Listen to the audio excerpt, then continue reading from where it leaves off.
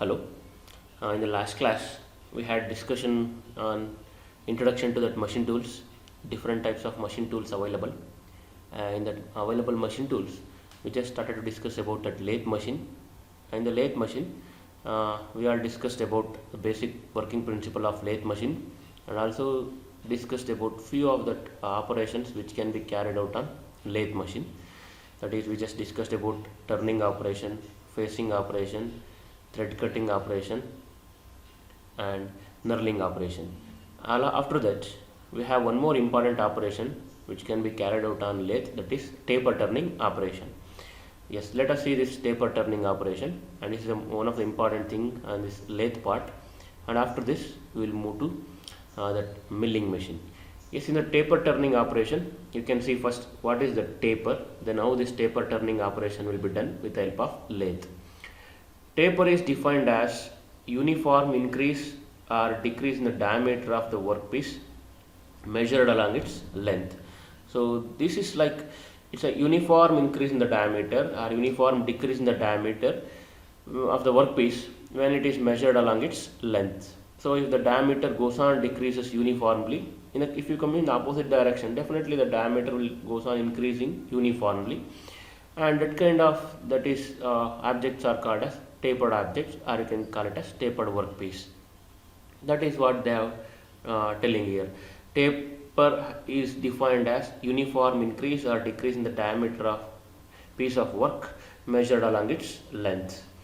Taper turning is an operation on a lathe to produce conical surface on the workpiece. Yes, this taper turning operation will be done to produce the conical surface on a given workpiece.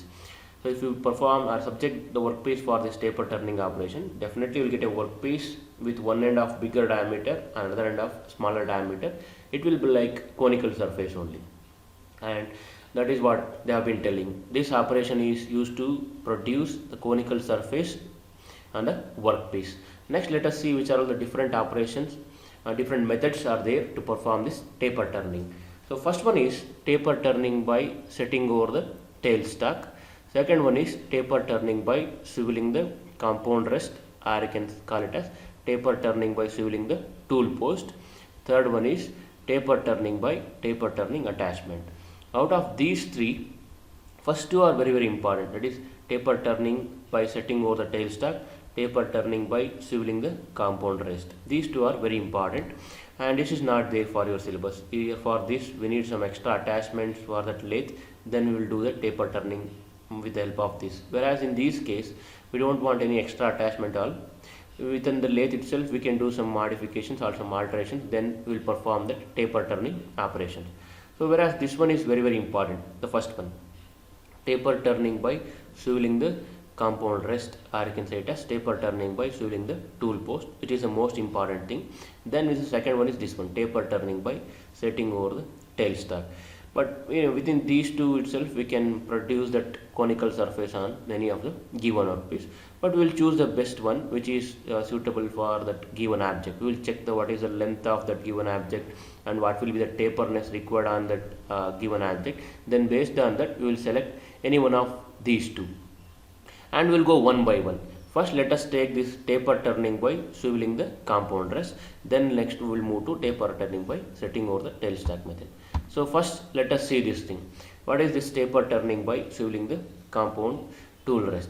So you might have seen the different parts on the lathe, and there is one most important part of that lathe is tool post. That is the part which firmly holds the cutting tool, that is tool post. And here, as the name suggests, we will just swivel that tool post actually. It will be exactly perpendicular. This is the lathe axis. You all know that this is the lathe axis, and this will be that check, and it will be fixed in that. It will be within that headstock and all. And other side will be having the tailstock, and this is the lathe axis. To this lathe axis, this tool will always be perpendicular. Whereas here, for this taper turning operation, this tool post, which will be swiveled to some required angle. You can see that this tool is now, it has been inclined at some angle for this lathe axis, And if you perform the machining operation with this inclined tool, then definitely we can obtain the taperness on the workpiece, or you can say it as we can obtain the conical surface on the given workpiece. Yes, then you can see that we have been changed the angle of this tool post here with respect to the tool axis, lathe axis, and then if you do that, you can see there, if you perform the machining operation, this is the final object you are going to obtain. The diameter at the one side of this workpiece is higher, whereas the diameter on the other side of the workpiece is smaller, and this is, you can see there, this is the taperness. So or you can say it as this is the conical surface which is obtained on the workpiece. Yes, this is the diagram you need to write for taper turning by swiveling the compound tool rest, or you can say it as swiveling the compound tool post. This diagram you need to practice and write for this. And next, let us see what is that working principle of this taper turning by swiveling the tool post. This method of taper turning, it is more suitable for the workpiece which requires steep taper for shorter lengths. When the object or given workpiece length is small and it requires steep taper, then we will go for this method, that is swiveling the tool post method. The compound tool rest is swiveled to the required taper angle and then locked in that angular position. So that is the angle first, that angle will be calculated, angle to which the tool post will be swiveled, that will be calculated. We have a formula for that I will show you. Then once you swivel that tool post for that required angle, then the tool post will be firmly locked at that angular position, and then we will lock the carriage assembly also in this case. That is there in the next sentence, you can see there. The carriage is also locked at that position. And for taper turning, the compound tool rest is moved linearly at an angle so that the cutting tool produces the tapered surface on the workpiece. So here in this case, first the taper angle will be calculated, then the tool post will be swiveled to that angle, then that will be locked in that position. Carriage assembly will also be locked. Then this tool post will be given with a linear movement, and if you perform the machining operation with a linear movement of the tool post, we can obtain the tapered surface on the workpiece. And I told this, even one more thing is, this method is limited to short tapered lengths due to limited movement of the compound tool rest. Here the linear movement of the tool post is very small, that will be limited to only shorter lengths. That's why this method, that is taper turning by swiveling the compound tool post, will be limited only for short tapered lengths. A big reason is the linear movement of the tool post will be very less, or it can be that the length of that linear movement of this tool post is very small, thereby which this method will be limited only for short tapered lengths. And next we have that formula to calculate that taper angle here. The angle at which the compound rest to be swiveled is calculated using this equation, that is tan alpha is equal to uppercase D minus lowercase d divided by 2 into uppercase L, or alpha is equal to tan inverse of this same thing here. So let us see what is this uppercase D here, where D is a larger diameter of the taper and lowercase d is smaller diameter of the taper. L is the length of taper and alpha is half of the taper angle. You can see there, this D is a larger diameter of the taper, it is larger diameter of the workpiece, and lowercase d is smaller diameter of the taper, or you can call it a smaller diameter of the workpiece. L is length of the taper, and you can see that alpha which is here. For that same angle, this tool post should also be inclined. This value, that is of the taper angle, is the same angle at which the tool post will be inclined. So this is just half the taper angle. Here we are again half more taper angle, but here this should be equal to only that half the taper angle. This inclination of the tool post should be half the taper angle. That is what they have been telling at this point. Alpha is half of the taper angle in terms of degrees. So by making use of this formula, we will calculate at what angle the tool post has to be swiveled. Yes, then we will swivel the tool post. We will lock the tool post at that position. The carriage assembly will also be locked. Then we will fix the workpiece between the head stock and the tail stock, and we will make the workpiece to rotate at some speed, then a linear movement will be given to that tool post, and just because of that a taper surface will be obtained on the workpiece, or conical surface will be obtained on the workpiece. So for explanation of this, you can write the simple diagram of this taper turning by swiveling the compound rest, or you can say it as taper turning by swiveling the tool post. Write this diagram. Then explanation, you just write the taper angle required will be calculated first, then the tool post will be swiveled to that calculated taper angle, then the tool post will be firmly locked at that position. Carriage assembly will also locked at that position. Then workpiece will be fixed in that with the help of that work holding device called forge check, and then it will be made to rotate at some speed, and then we will give that linear movement for the tool post, and as soon as the tool comes in contact with that workpiece, it will start to remove the material from the workpiece, and after that complete machining operation, that conical surface will be obtained on the workpiece, or you can say it as after the completion of that machining process, a tapered surface will be obtained on the given workpiece. This is taper turning by compound tool rest. You can write that formula when you are writing at the end of that explanation. Yes, taper angle will be calculated by using this formula. Tan alpha is equal to d minus d divided by 2l, or alpha is equal to tan inverse of d minus d divided by 2l. Write what is d, uppercase d, lowercase d, l and alpha. This much you need to write for a taper turning by swiveling the tool post. Next is taper turning by offsetting the tailstock. Here again this is a very simple diagram you need to practice for the second method, taper turning by offsetting the tailstock. So you can see that this is a carriage assembly, this is a tool post, so there is no change in this part now. So it has been same actually. We won't touch anything, we won't make any modification in this thing here. Instead of doing modification, we will do the modification for this dead center, or you can call it as tailstock. As the name itself, the name of the method is suggesting offsetting the tailstock. Here we will change the center of this tailstock when compared to center of this headstock. Here usually these two will be in the same axis. This is a lathe axis. There will be live center here, and this dead center should be exactly at this position. Whereas here intentionally we are changing the center of this tailstock here. Because the method is like this only, that is we are offsetting the tailstock, we will change the center of this dead center, or you can call it as tailstock.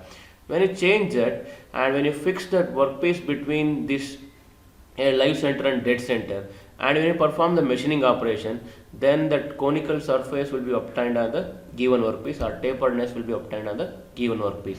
This is taper turning by offsetting the tailstock. You can call it as taper turning by tailstock set over method. That is also one of the name for this, that is taper turning by tailstock set over method. Remember this diagram or practice this diagram. In the explanation I will tell you what to write.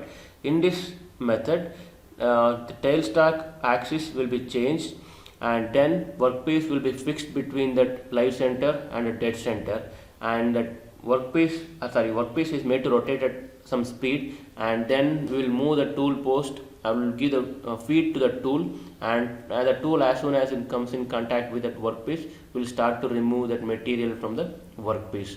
And as the tailstock axis has been changed here, once the machining operation is done, a conical surface will be obtained on the given workpiece, or a taperedness will be obtained on the given workpiece. Yes, this much you need to write for taper turning by tailstock, offsetting the tailstock. If you want, I will tell you once again. Here in this case, in this method, axis of the tailstock will be changed, and then the workpiece will be fixed between the headstock and the tailstock, and then the tool workpiece will be made to rotate at some speed. Then the tool will be fed against the rotating workpiece. When the tool comes in contact with the rotating workpiece, we will start to remove the material from the workpiece.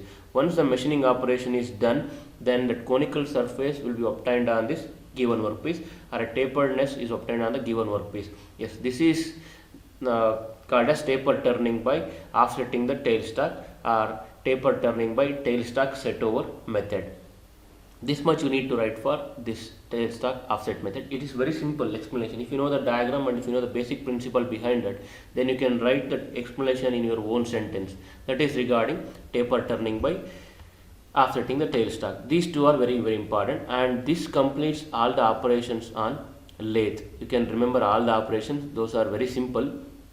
First one is turning operation, and next one is facing operation, then knurling operation, thread cutting operation, and after that this taper turning. In the taper turning we have two different methods. We need to go through all these operations. These are very very important, and that completes the lathe part. And after that lathe part, we will begin with the next thing, that is milling machines. So let us see what is that milling machines and how that milling machines will be, and we'll see what are the different operations we can carry out on milling machines.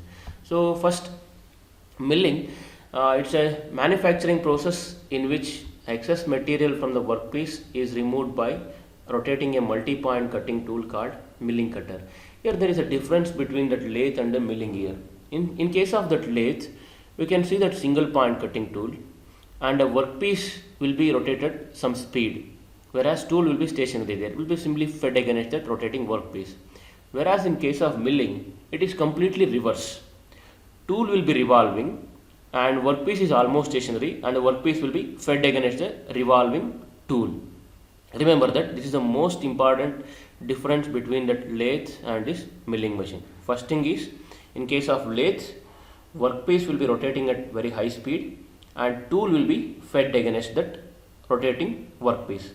Whereas in case of milling, tool will be revolving and workpiece will be fed against that revolving tool. So this is the first difference. Second difference is, in case of lathe, it's a single point cutting tool, whereas in case of milling, it's a multi-point cutting tool. That is the second difference. So these two are very very important difference between that lathe and the milling. Let us see how that working will be done in case of milling. That is principle of milling operation. Milling cutter is a multi-point cutting tool. The workpiece is mounted on a movable work table which will be fed against a revolving milling cutter to perform the cutting operation. This is what I said. Here in case of milling, this is a multi-point cutting tool, and the multi-point cutting tool will be revolving with some speed, and the workpiece will be mounted on work table. This work table will be a movable one, and with the help of a movable work table, the workpiece which is fixed on that work table will be fed against that revolving multi-point milling cutter. And as soon as the workpiece comes in contact with the revolving milling cutter, that cutter will remove the material from the workpiece. This is the complete working principle of this milling process or milling operation. It's a multi-point cutting tool. Workpiece is mounted on a movable work table which will be fed against the revolving milling cutter to perform the cutting operation. Next is, we will see what is that milling machine. Milling machine is power operated machine tool in which workpiece is mounted on moving table which is machined to various shapes when moved under a slow revolving serrated cutter. This is, they have been telling the definition of that milling machine. It's a power operated machine tool. Again, it is having a movable work table. Workpiece will be fixed on that movable work table, and that cutter will be revolving with some speed, and when that workpiece comes in contact with that cutter, cutter will remove the material from the workpiece.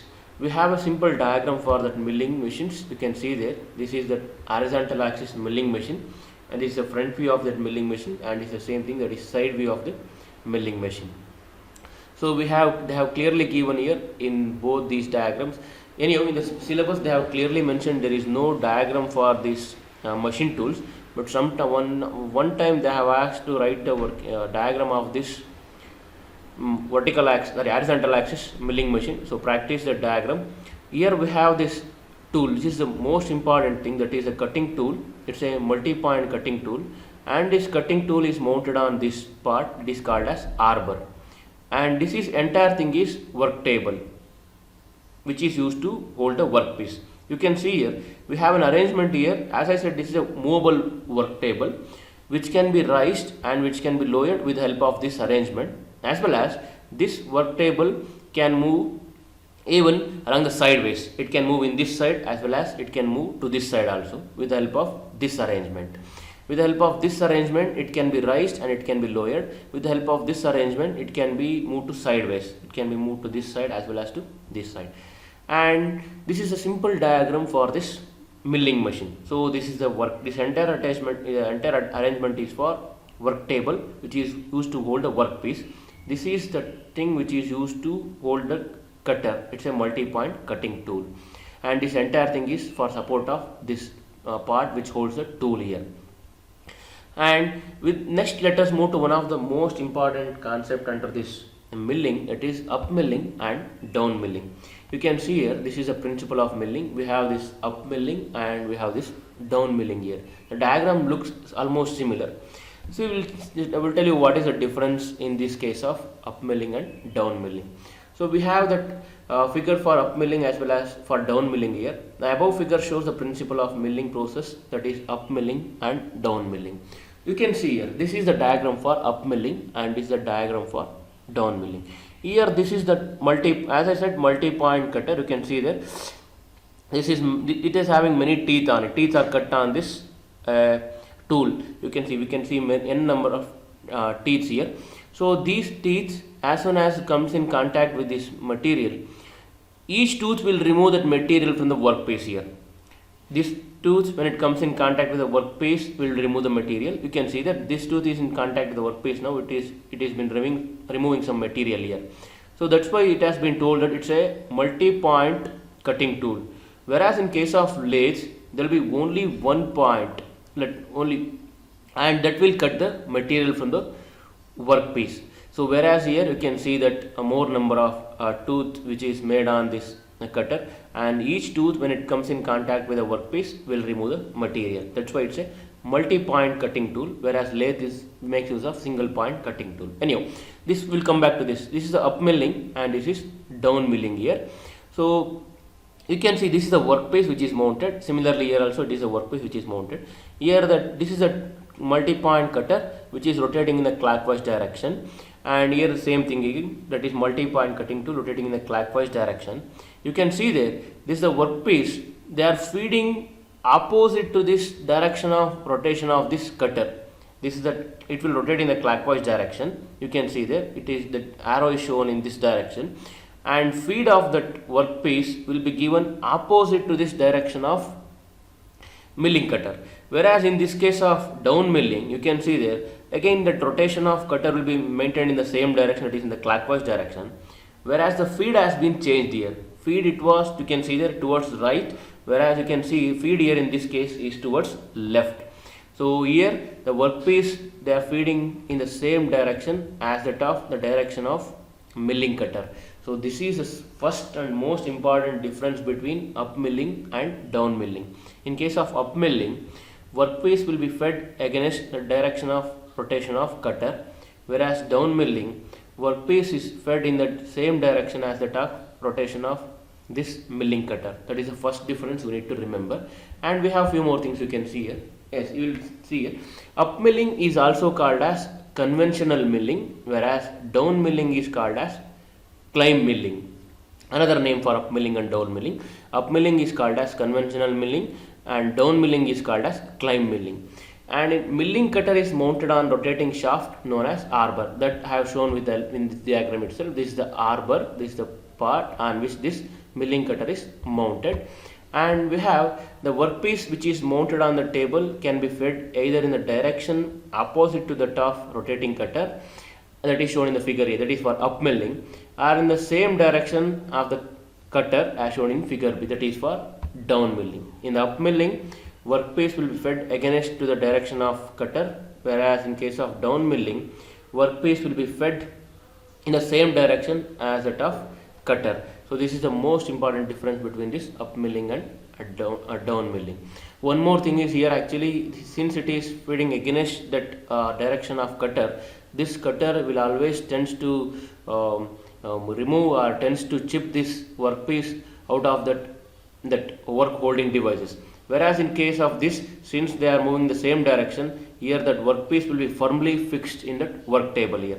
Here in case of this up milling, it will always try to make that workpiece to make it to come out of that work holding devices, whereas there is no problem of that thing here. It is they are moving the same direction. This workpiece here in this case will be firmly fixed in the work holding devices. So this is regarding up milling and down milling.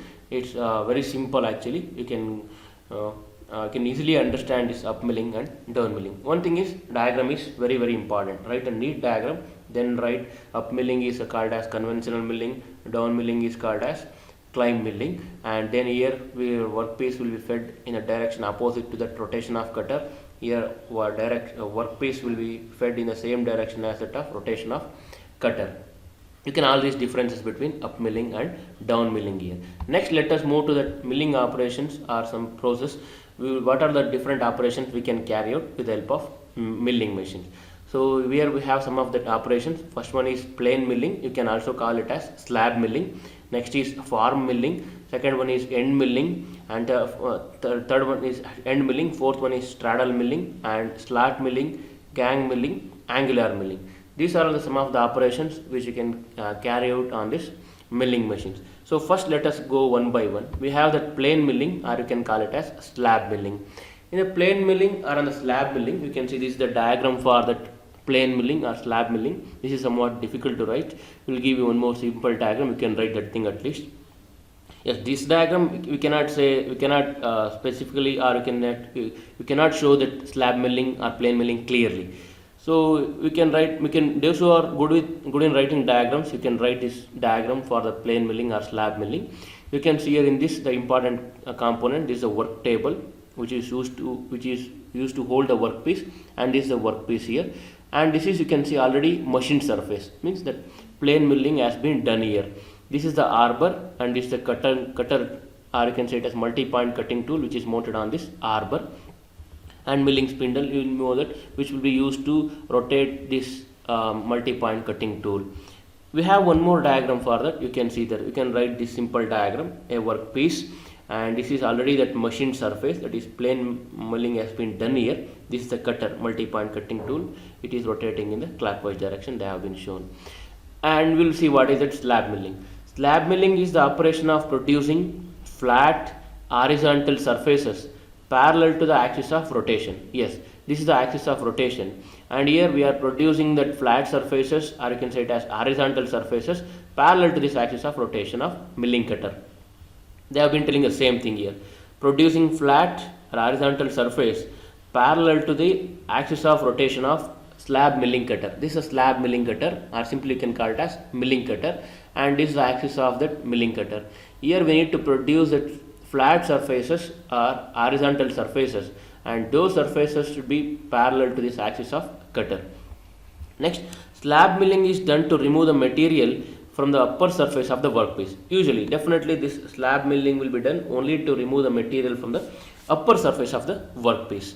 Next, it is the slab milling cutter is held in the arbor, and it may have straight or helical teeth. This is regarding teeth of this milling cutter. This slab milling cutter, it will be mounted on this arbor and may have straight teeth, or sometimes it can have helical teeth also. See in this diagram we have that slab milling cutter which are some helical teeth, not the straight teeth here. Even this is of helical teeth, not the straight teeth, whereas here in this case these teeth are almost looks like straight actually.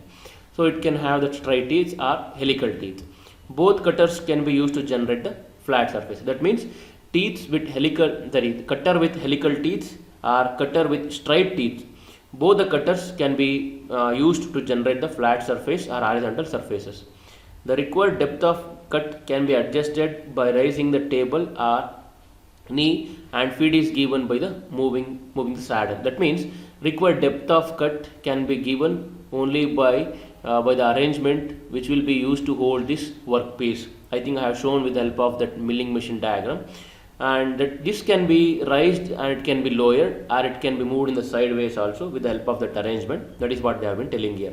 Depth of cut can be adjusted by raising the table, and even with the help of that moving the saddle to move this sideways.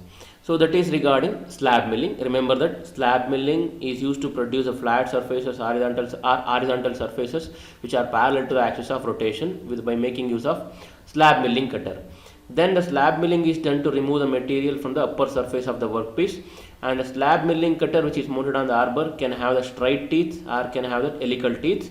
Both the cutters can be used to generate the flat surfaces. Then the feed can be given by with the help of that arrangement which will be used to hold the workpiece, or you can simply call the or simply tell the task required depth of cut can be given by with the help of that movable work table. At least you write that much for this last point. Instead of writing this entire thing, required depth of cut can be given with the help of that movable work table. That is for slab milling. Next we'll move to end milling here. This is the end milling operation. So this is the workpiece. So some keyways or some grooves has been made here. So this is also, you can see here, it has been clearly shown that keyway which has been already generated here, and this is the end milling cutter. This is a workpiece, or you can say it as shaft on which this keyway has been made. We'll show you one more diagram for this. You can see there, this is that milling cutter, and here you can see that again that end milling cutter, some keyway or some groove has been made here. We will go for this, what is that end milling here. Here you can see here, end milling is a process of milling that is used to mill some slots or pockets and keyways in such a way that axis of the milling cutter is perpendicular to the surface of workpiece. Yes, definitely. This is the surface of the workpiece. Yes, you can clearly see this is the surface of the workpiece, and this milling cutter axis is perpendicular to this surface of the workpiece, and used to produce some of millings used to produce a slots. Maybe some slots will be produced, or some pockets will be produced, or some keyways will be produced, such that here thing is this axis of that milling cutter will always be perpendicular to the surface of workpiece. This is the surface of workpiece, and this is the axis of milling cutter. These two are perpendicular to one another. That is what they have been telling here. Milling operation when used for keyway cutting action as shown in figure. This is a milling operation. If you want to produce some keyway cuttings or slots, this end milling can be used. Advantage of end milling operation is that we can achieve depth of cut nearly the diameter of the mill. That is same, we can achieve this depth of this slot same as that of diameter of this milling cutter. We can achieve that much of depth in this end milling. So what they have been telling here is, if the diameter is of 1 centimeter or 2 centimeter, the same depth of this slot can be obtained, or you can make a slot of depth up to 1 centimeter or 2 centimeter. That is same as that of diameter of this end milling cutter. That is one advantage of this end milling. Remember that end milling is used to produce some slots, or to make some pockets, or to produce some keyways. In this case, that milling cutter axis will be perpendicular to surface of the workpiece. And one more thing is used to produce some keyway cuttings, and advantage of this thing is this depth of cut can be achieved nearly equal to diameter of that end milling cutter. Yes, this is regarding end milling. Next we have slot milling. This is like almost similar to that of that end milling, but here the depth will be not that much of here depth, we only can achieve that more depth here in case of this slot milling here. So this is the milling. Yes, this is a simple diagram you can write for this slot milling. This is a workpiece, and this is the arbor on which that milling cutter will be mounted. You can see that this is a multi-point cutter. We'll see what we have one more diagram for this slot milling, that is T slot here. You can see that a T slot has been produced on this workpiece. I will tell you how to do this T slot. First, let us take what is that slot milling actually. Slot milling is the operation of producing slots like T slots, or even sometimes plain slots, or even you can produce the dovetail slots, etc. in the work table fixtures and other work holding devices. So this slot milling operation will be done for that work materials, and those work materials after subjecting for this slot milling will be used as important parts in work holding devices, maybe some bench wise or some machine wise. So those workpieces which will be subjected for this slot milling, that workpieces will be used in case of work holding devices.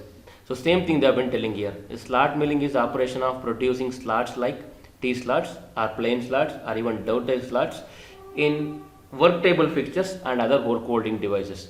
These slots are very helpful in work holding devices.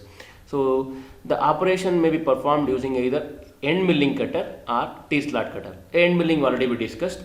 The same milling cutter can be used to produce the slots, or even you can make use of some T-slot cutter, or you can make use of the dovetail cutters or side milling cutters.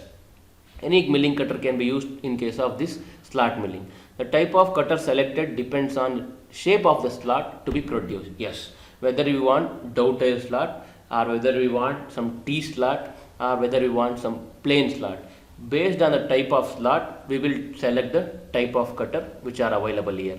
And two separate milling cutters are required for milling the T slots. Yes, if you want to go for T slots, then we want to make use of two different cutters, and then if you make use of those two different cutters, then definitely you can produce a T slot. I will tell you what are the two different cutters as cutters required for to produce a T slot. You can take this simple example of this T slot machining operation. We will not directly go for this this is a T slot cutter actually. You can see that this is a T slot milling cutter. This is T slot milling cutter. We won't directly go for this T slot milling cutter. First, we will cut this portion with the help of plane cutter. We will cut only this portion of this workpiece here along its length. Completely this portion, only this plane cut will be done first. Or you can say it as a slot will be made along the entire length of the workpiece. A slot like this will be made along the entire length of the workpiece. Then after to make that slot, we will make use of some end milling cutter. We can make use of that end milling cutter or slot cutter there.